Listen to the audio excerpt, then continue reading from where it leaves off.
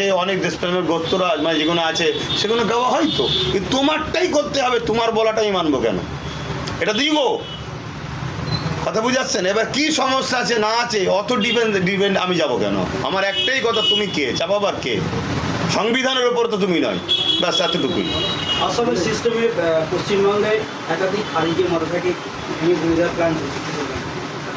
দেখুন, বিজেপি আগাগোড়ায় মাদ্রাসাকে ভয় করে, কারণ মাদ্রাসা থেকেই তো ডক্টর এপিজে আব্দুল কালাম বেরিয়েছে, মাদ্রাসা থেকেই তো দেশপ্রেমিকরা বাহির হয়।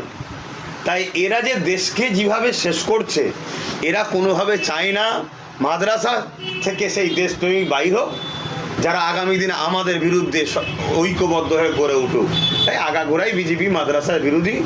তবে মনে রাখবেন, অন্যান্য সরকার যেভাবে ভেতর থেকে মাদ্রাসাকে ক্ষতি করেছে, যেমন বিগত সরকার টিএমসি সরকার মাদ্রাসার শিক্ষা ব্যবস্থাকে ধ্বংস করে দিয়েছে, নীরবে ধ্বংস যাকে বলা হয়, এরা প্রকাশ্য করে।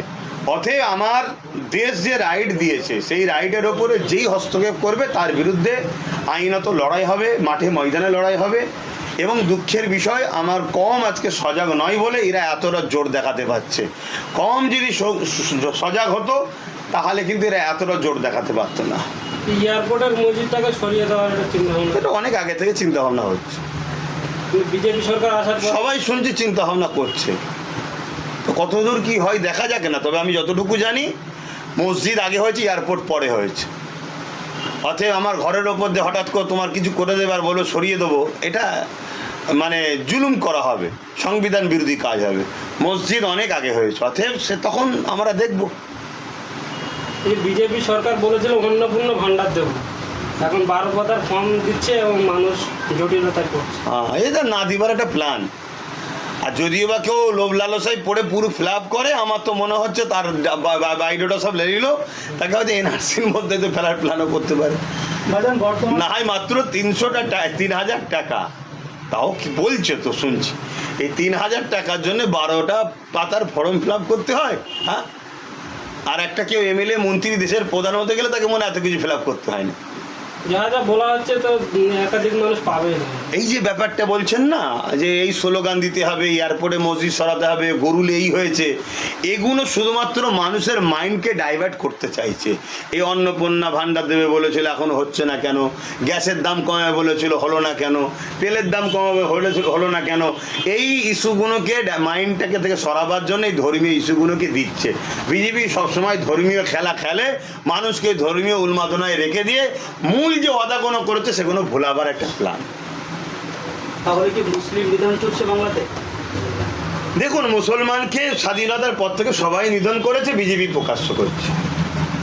তাহলে মুসলিমদের একটা দল হওয়া উচিত, আপনি কি মনে করছেন? অনেকেই তো বলছে না, মুসলিমদের দল রাজনীতির দল হওয়া উচিত, সেটা মুসলিম নয়, সর্বধর্মের মানুষের সমান অধিকার নিয়ে একটা ফন্ড হওয়া দরকার।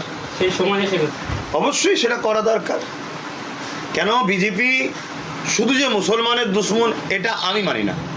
বিজেপি যতটা মুসলমানের দুশ্মন, ততটাই এসসি এসটিদের দুশ্মন। আজকে মণিপুরে কি হচ্ছে, আজকে উত্তরপ্রদেশে একটা ঘোড়ায় পিঠে চেপে বিয়ে করতে গেছে একটা দলিত সম্প্রদায় বলে তাকে পিটিয়েছে।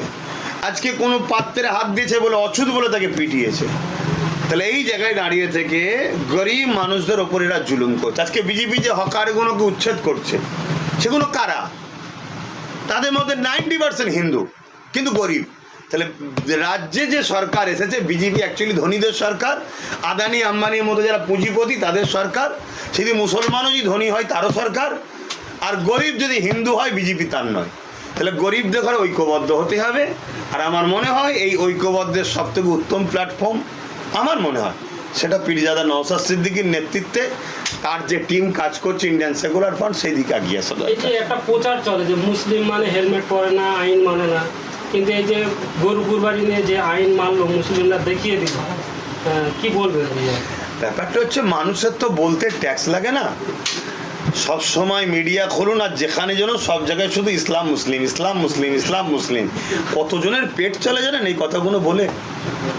এতে আমি খুশি যে ইসলাম মুসলিম করতে করতে হাজার হাজার লোকের পেট চলে, হাজার হাজার নেতাদের নেতৃত্ব চলে, হাজার হাজার টিভির দোকানদারি চলে এই মুসলিম ইসলাম করে করে। তো এইগুলো করতে হয়। করে সমাজ একটা শ্রেণীকে বোকা বানিয়ে তাদেরকে মাথায় কাঁঠাল রেখে কোখাবার জন্য একটা প্ল্যান হয়। একমাত্র আমি মনে করি যারা হজরত প্রফেট মোহাম্মদ সাল্লামকে ভালোবাসেন, আমাদের নবীর সুন্নাত হলো নিজের মাতৃভূমিকে ভালোবাসা, তা সেই আদর্শে আমরা গড়ে উঠেছি। আমরা দেশকে সর্বসময় ভালোবেসেছি, আজও বাসছি, আগামীতেও বাসবো। দেশের ল অ্যান্ড অর্ডারকে আমরা আগেও মেনেছি, আজও মানছি, আগামীতেও মানব। কিন্তু তথাকথিত কিছু মুসলিম রাজনীতির শিকার হয়ে রাজনীতির স্বার্থে দুর্নীতি করে, সেগুলোকে মুসলিম হিসাবে দেখিয়ে দেওয়া হয়। যেমন টিএমসির অনেক লোক আজকে ধরা পড়ছে মুসলিম, কিন্তু না, সেটা মুসলিম দেখাচ্ছেন না, তোকে টিএমসি দেখান। মুসলিম একটা আলাদা, টিএমসি একটা আলাদা, বিজেপি একটা আলাদা, হিন্দু একটা আলাদা।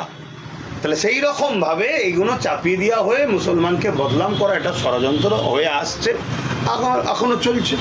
এই লাস্ট একটা প্রশ্ন বলতো, দিলীপ ঘোষ তিনি বাইক চালাচ্ছিলেন কিন্তু তার মাথায় হেলমেট নেই, ভিডিওটা ভাইরাল আছে।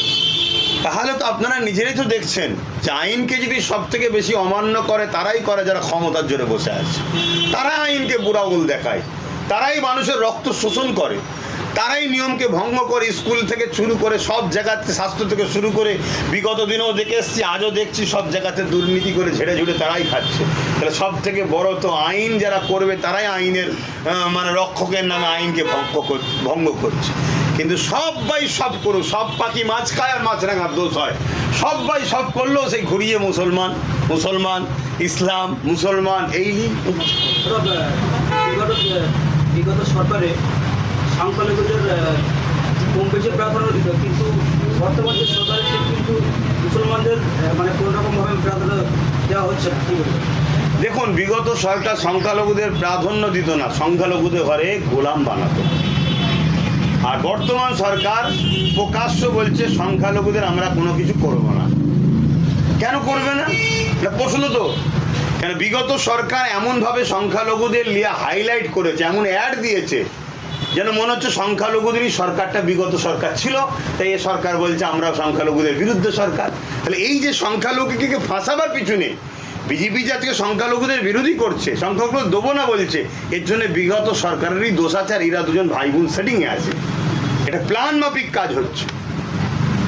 ভাইজান, লাস্ট কোশ্চেন করবো যে বর্তমান সরকার বিভিন্ন দিন থেকে বলে আসছে যে এসআইআর নিয়ে, এই অন্নপূর্ণার নামে কি এসআইআর করার চেষ্টা করছে, এটা নিয়ে কি বলবেন? এসআইআর তো হয়ে গেছে, এনআরসি। হ্যাঁ, আমারও সন্দেহ হচ্ছে, এটা হতে পারে অন্নপূর্ণার নামে একটা চক্রান্ত চলছে। মানে যে আমরাও তো দেখেছি, কাউকে ধরার আগে খাবার দিতে হয়, খাও, খেতে খেতে আস্তে আস্তে যখন আসবে তারপরে তাকে ধরা হবে। তা সেই জায়গায় এই 12 পাতা ফরমে যে চক্রান্ত হচ্ছে, আমারও এটা ভয় হচ্ছে যে এর পিছনে একটা কোনো ষড়যন্ত্র আছে। এবং বকলমে এটাও হতে পারে যে